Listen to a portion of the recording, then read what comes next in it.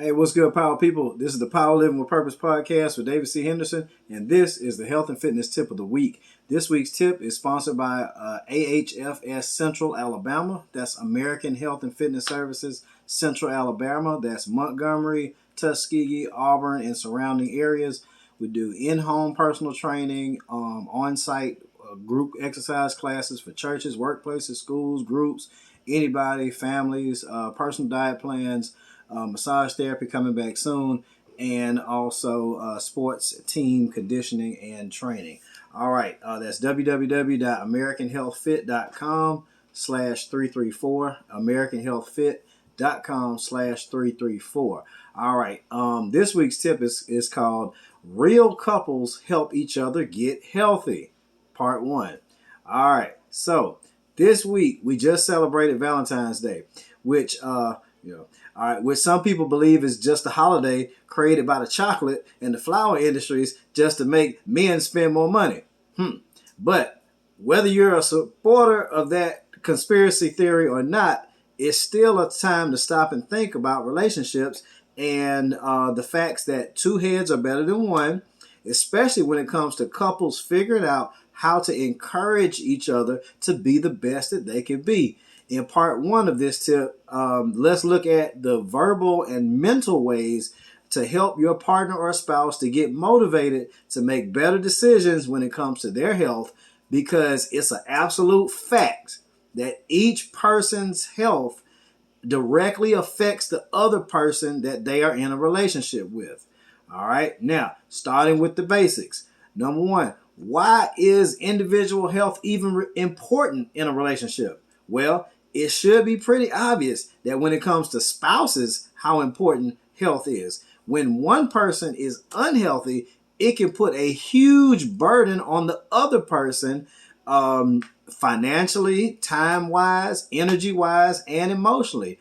If one person lives an unhealthy lifestyle and develops all kind of problems as a result, then their wife or husband has to base their whole life around taking care of them, getting them to doctor's appointments and back and forth and so forth and so on, if those problems were preventable.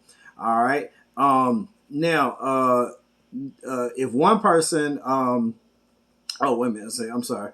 Okay. Develops if it's preventable. Now, if you really love the person that you're with, you owe it to them to take care of your health, so it doesn't put them in the position where all they're doing is just taking care of you and they can't enjoy their life or your life together as a result. All right. As for young married couples who want to have children, the DNA from the parents can carry either good health or bad health for that baby based on the 12 months of your health before you got pregnant.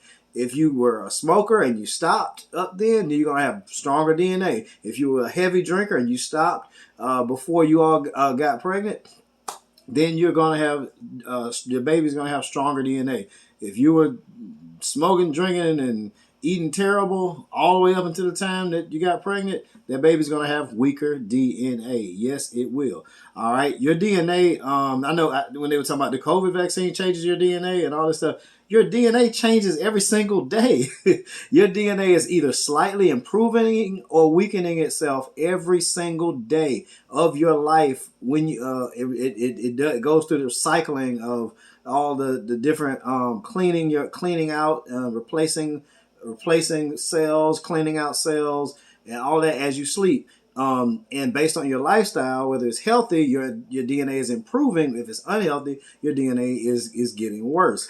All right. And that goes for the mother and the father. All right.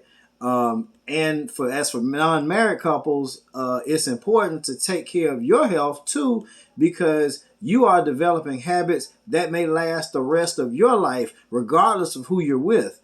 And if one person shows that they really care about health and wellness, and the other person really wants to be with them, then maybe they will bring their health and wellness up to match closer to match the other person. So you can motivate your potential mate to improve their health if you take care of yours. But if you are if you're a smoker, if you're a heavy drinker, if you're a fast food, fried food eater all the time, you're probably going to motivate your significant other to follow in your path. All right, so one is going to influence the other, either way it goes. All right, so you'll all the time you'll see people who did not, who used to be healthy, but then they got with so and so, and now their health is just going down the drain.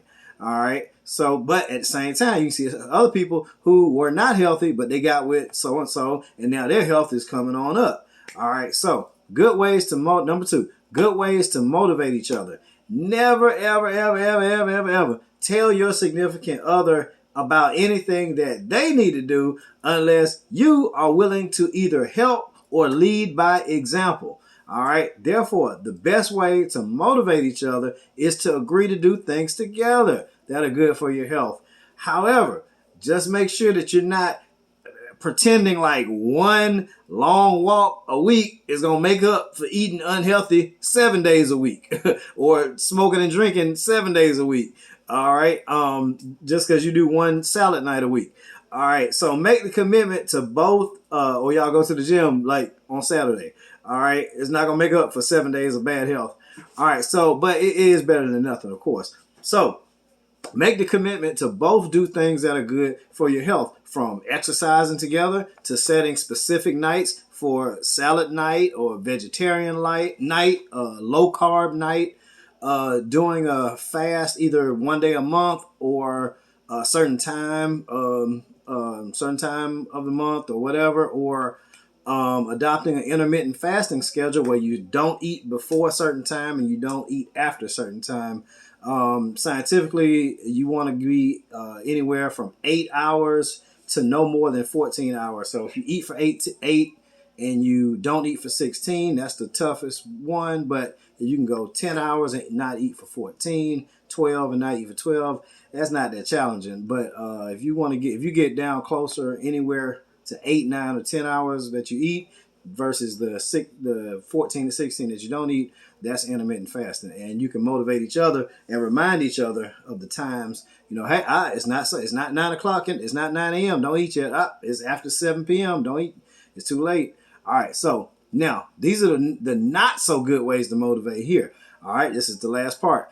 The worst ways to motivate are to negatively criticize your significant other in a way that does not lead to a solution that you're willing to help be a part of.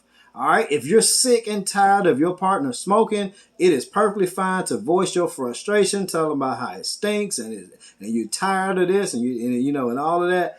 But it would help if you do a little research and you find out what people are doing nowadays to quit smoking, because there's so many options out there now.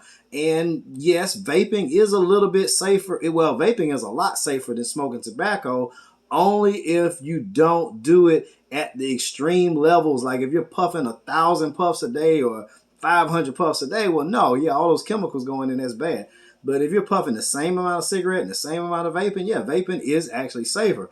The problem is that people overdo it with those. And so the chemicals, if you took 10 times of something as bad as one time of something, then if you do something 10 times as much as the one time, it's going to add up. So yeah, but pound for pound, yeah, vaping is still better than smoking tobacco, because millions of people die every year from smoking tobacco, and very small percentage of that are people actually die from vaping. All right, so it happens, but it's extremely a small amount. All right, now so yeah, it's okay to voice your frustration, but let them know that you're voicing that frustration because you care about them. I'm just doing this because I care. I'm not doing this to be mean. I'm doing it because I care about you. Give them that. One of them, and tell them that you want to live a longer, happier, healthier life, and what they're doing is not helping. All right, so if they want you to be happy being with them, then they need to do what is better for their health, because y'all are in this together. All right. Now, hopefully they won't just point you to the door and say, well, I ain't changing. If you don't like it, get out. Well, that's what marriage counseling is for, or relationship counseling is for. But even the happiest couples can benefit from relationship counseling.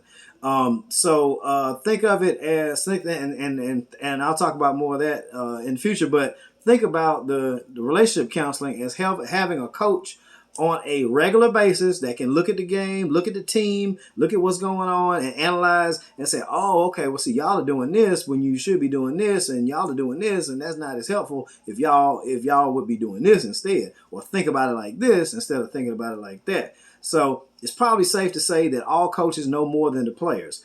All right, so trust the coach. If you don't have one, get you a relationship counselor, marriage counselor, at least once a year, twice a year, 4 times a year, every season. If you can't do it more frequently than that.